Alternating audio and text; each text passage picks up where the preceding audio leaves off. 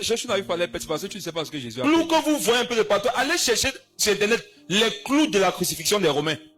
Ce n'étaient pas des clous, frère. C'était des pieux qu'on enfonçait dans les pieds de quelqu'un. Donc chaque fois que Jésus devait respirer, il fallait que lui-même il se torture. Le monde l'a torturé, son père l'a torturé, il fallait que lui-même il se torture et c'était obligé s'il fallait respirer.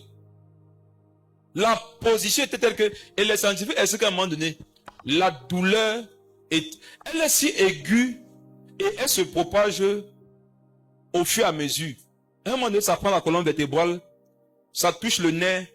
Et quand je parle du fait que ça touche les nerfs, j'ai fait des recherches sur la couronne d'épines. Ce qu'on voit dans les films là, c'est un petit trou au bord de sa tête, non?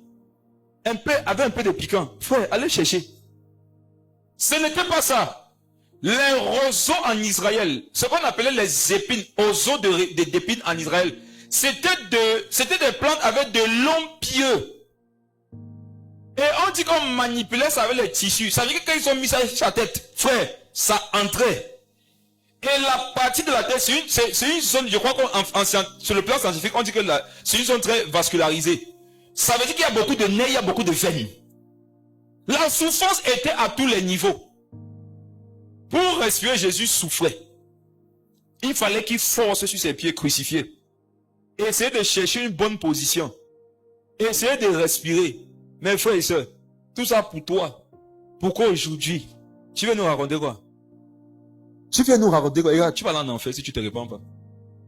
Tout ce que tu dis que les gens t'ont fait là.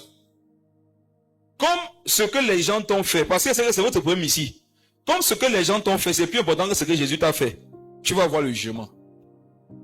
Qui ici peut me dire qu'il n'a jamais éprouvé ça? Tu souffres cruellement et non seulement il y a la souffrance, mais il y a la solitude. Et en ce moment, la souffrance, la dureté de la souffrance n'est même plus ce que tu vis, mais c'est la solitude dans laquelle tu vis la souffrance en question.